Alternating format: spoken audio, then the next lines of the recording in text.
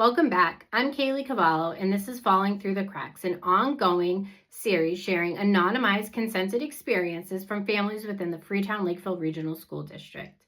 In episode 2, we talked about decline, what happens when a child moves from one teacher to another and the warning signs are dismissed. We talked about handwriting changing and the quality of work slipping and confidence fading away. But academic regression is rarely just academic. Behind the unfinished assignments and the messy handwriting, there's usually something bigger happening. And sometimes that something bigger isn't about ability at all, but it's about the child's safety. This episode includes real experiences of bullying, emotional distress, and systematic failures within a school setting. Nothing graphic, but it may be emotionally heavy for some listeners, especially parents of neurodivergent children who carry their own school-related trauma. Today, I am sharing the story of a child whose experiences deserve to be heard. This episode is not about blaming the teachers. It is not about attacking the schools. It's about what happens when anxiety is misunderstood, when literal thinking is dismissed, and bullying is minimized. And when a child learns that speaking up doesn't guarantee protection. This is episode 3, and this story matters. We moved here in 2021. She was 6 years old. First grade, backpack bigger than her shoulders, hope bigger than both. From the beginning, she knew. She knew reading felt harder for her than it did for other kids. She knew social rules didn't make sense. She knew she was different, even if she didn't have the language to explain why. But what people don't understand is this. She tried. She tried harder than most adults ever will.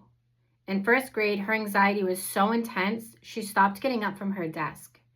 If she had trash, wrappers, broken pencils, crumpled up papers, she hid it inside of her desk for 3 months. 3 months of trash sat in that desk, not because she was messy, not because she didn't care, but because standing up meant being seen, and being seen felt dangerous. When it was finally discovered, it was minimized. She asked if she could read during recess. Reading was safe for her, predictable, quiet. They told her no. So I tried to help her along. I bought 2 of everything, small toys, simple things, hoping that she could share them at recess. Maybe if she had something structured, something to offer, it would help. But that wasn't allowed. Instead, they assigned her a buddy. The buddy followed her at recess, and then other kids followed her too. Soon she was surrounded, watched, observed, studied like a project. She didn't want to be managed. She just wanted to be a kid. When I raised concerns, I was reassured, she's at grade level, everything's fine, but it wasn't. I sought out a private speech language pathologist, and she was assessed 2 academic grades behind. 2. Over one summer, I caught her up. 1.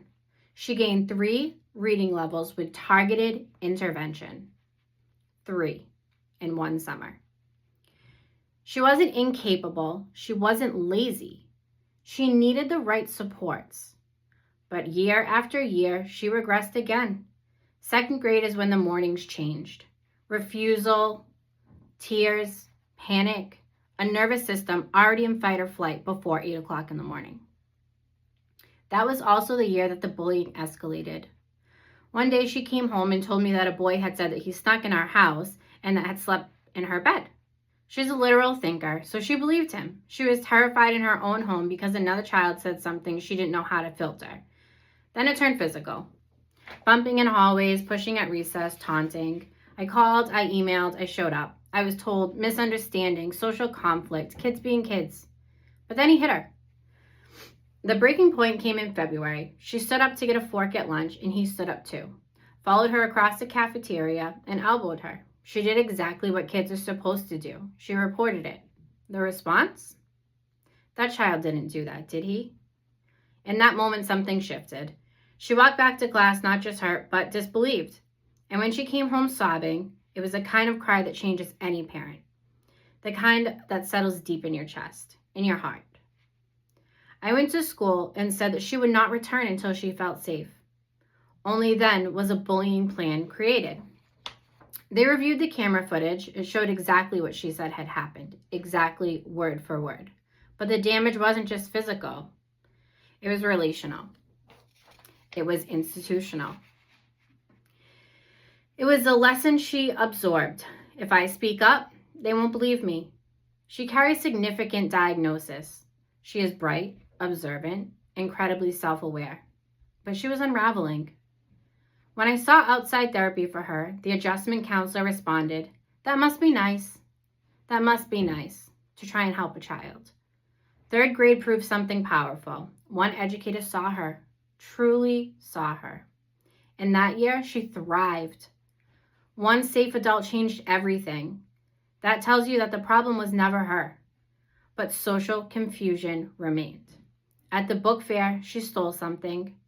Not out of malice, not greed, impulsive, confusion, wanting something she didn't know how to ask for. I brought her to the adjustment counselor.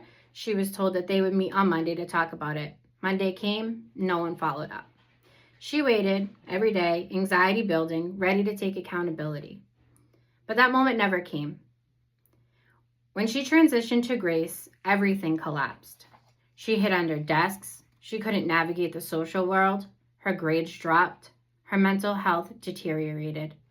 She wasn't learning. She was surviving. I pulled her out because I could see what was staying there was doing to her.